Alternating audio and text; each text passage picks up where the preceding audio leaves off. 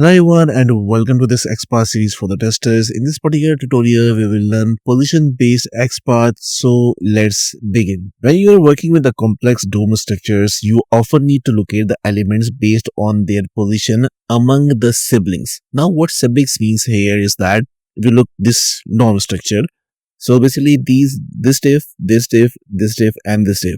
So basically these are siblings to each other because they are on the same level. And this div is basically a parent for these siblings. Now, XPath provides multiple ways to do this using the position function, last function, and specific position number. So what it means, so let me go to the notepad over here. So the first thing you need to know about the position function. So position function. Now, what this position function will do, basically it is used when you want to identify the element based on its exact position within the parent element. Okay, so within the parent element. So if I go back here, so this is parent, right? These are the siblings. So basically you can use the position function because you want to identify the elements, identify these elements based on their exact position. Now this is first position, this is second, this is third, and this is fourth position. So based on the exact position number, you can identify these elements within its parent element. So this is the parent and this is siblings. Okay. So that's how you can work with the position function. We'll see that practically right now. Just understand these concepts first and then we'll see the practically. Okay. The second thing is basically a last function. So we go here and here we have a last function. Now last function is used to locate the last element in the set of elements.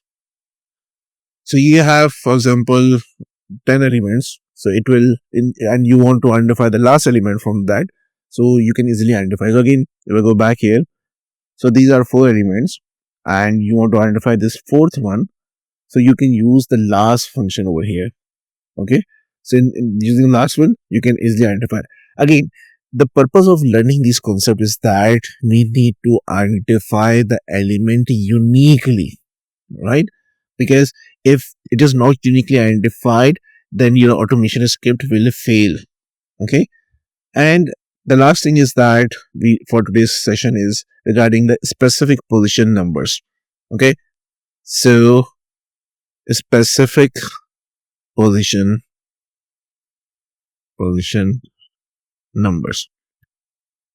Now here what you can do is that you can directly use numbers in square brackets without the position function.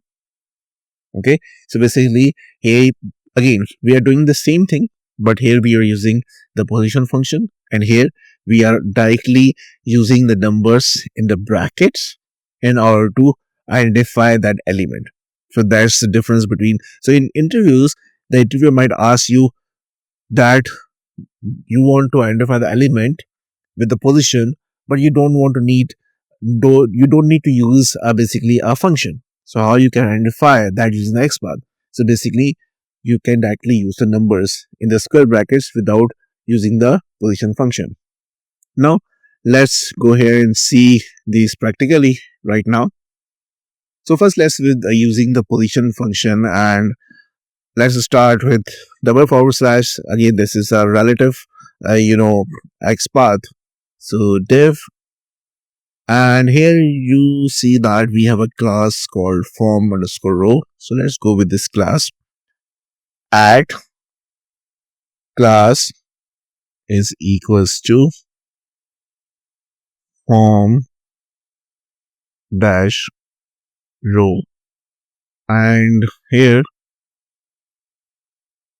now you see that we have identified this particular row from using this particular XPath. But so far we haven't used the position. Okay. And if you go here, inside this we have this first div. This is second div, right? So this is a parent and these are the child, and these both are basically sibling to each other. Okay.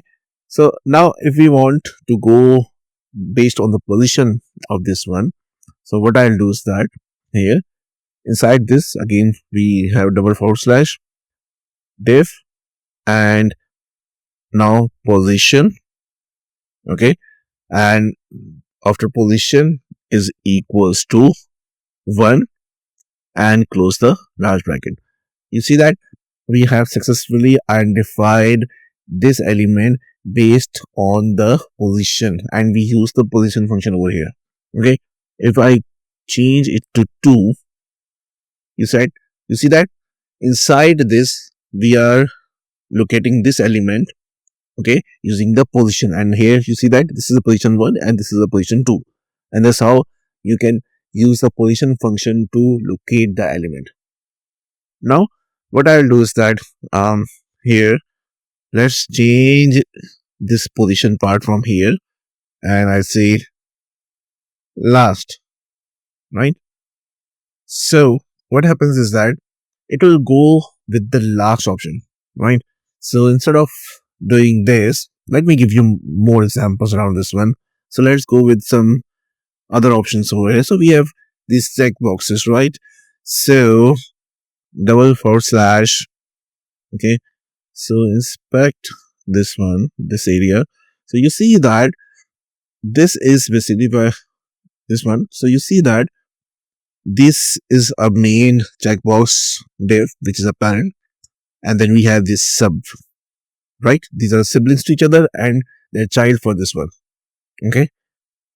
So div add class equals to check box dash group, right? So it identified the whole group of checkboxes, right? But what we need a last on this one. So slash div, and here we say last and provide this one. So you see that from this particular we have easily allocated the last, the element, right? And if I go here, we have more options over here, so you can practice with any of these, right? But the concept here is that you can use this last function to identify the last among the list, right? So now what we can do is that we can now learn how to use the specific position numbers, right? Where we don't need to use these functions. So how we can do this?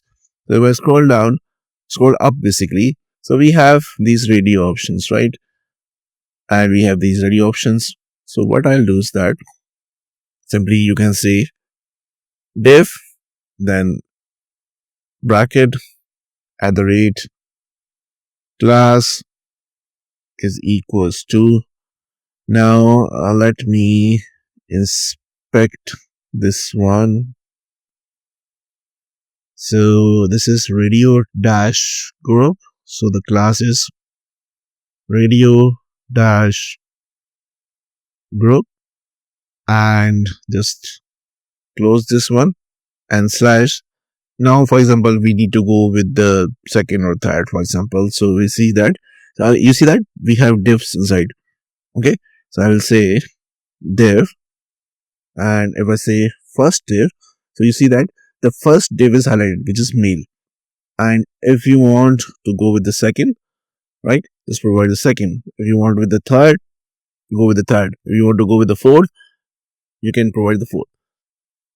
So in this way, basically, you can, locate the element using the positions. So in today's session, what we learned is that we learned three things. So you can create XPath using the position. So this is basically a position-based XPath where we learned about position function, we learned about the last function, and we learned that using the basic position numbers, we can locate those elements. So if I go to my notepad again here, so here, so position-based function is used when you want to identify the element based on its exact position within the parent element.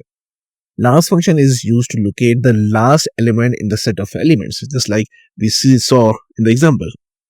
Then specific position numbers means that you can directly use the numbers in the square brackets without the position function. So that's what we did here in the last example, right?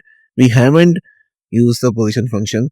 So if you're going to the interview, so interviewer might ask, without using a position function, write a XPath, and you should be using a position. The examiner or the interviewer might ask you to find the thread element, right?